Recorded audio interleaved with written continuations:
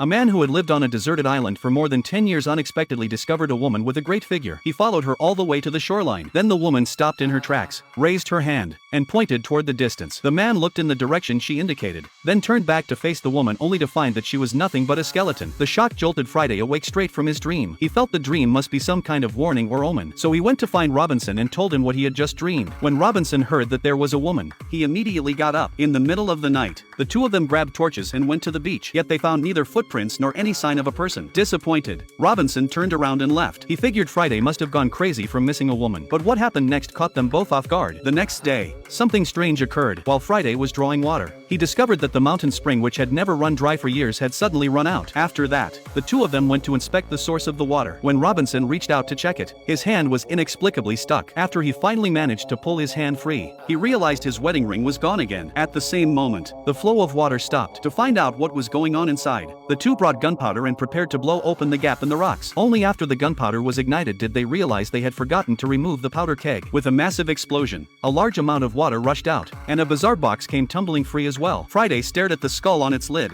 and an ominous feeling surged through him. Robinson, on the other hand, shrugged it off. He thought about going inside to see whether there was anything valuable in the cave. But right after Robinson stepped into the cave and took a sip of the water, he found that the spring water had turned bitter. That left him thoroughly confused. While Friday examined the stone wall, he noticed many strange patterns. Curious, Robinson leaned in too. Before the two could make sense of what the drawings meant, the cave began to shake violently. The two hurriedly turned and ran back out. Back home, both of them couldn't stop wondering what was inside that box. After some careful observation, Robinson discovered that the box was sealed with wax. He quickly fetched a lit candle and melted the wax. When the wax finally came apart, a strange-looking key fell out. It matched the box's keyhole perfectly. However, the box had 6 keyholes. That meant if they inserted the key into the wrong one, there was a good chance the box wouldn't open at all. At that moment, Friday suddenly remembered something. He studied the patterns on the lid, noticing that they were all different. He guessed that those patterns might indicate the correct order for opening the box. Robinson was curious how Friday could possibly know that. Friday insisted it was the wisdom of the savages. Sure enough, just as Friday had predicted, when they followed the steps in the right sequence, Friday successfully opened the box, but it wasn't filled with treasure. Instead, inside was a skull that had long since become bone. Friday recognized it at a glance. This was the same woman from his dream. To figure out why the woman had been entangling him, the two of them simply repaired the opening and went back inside again. After Friday studied the wall paintings carefully, he learned this was a legend about a water god. The woman he had seen was the offering prepared for the water god, and the reason the woman pointed toward the sea may have been to ensure Friday could piece her body back together, then cast her into the ocean so her soul could finally rest in peace. Now, all Friday needed to do was find the other parts of the woman. Robinson originally didn't want to get involved in such a troublesome task, but when he heard Friday say that if the woman could finally rest, not only would the mountain spring's water turn sweet again, but Robinson's ring would also be found, he agreed to help just for the sake of the ring.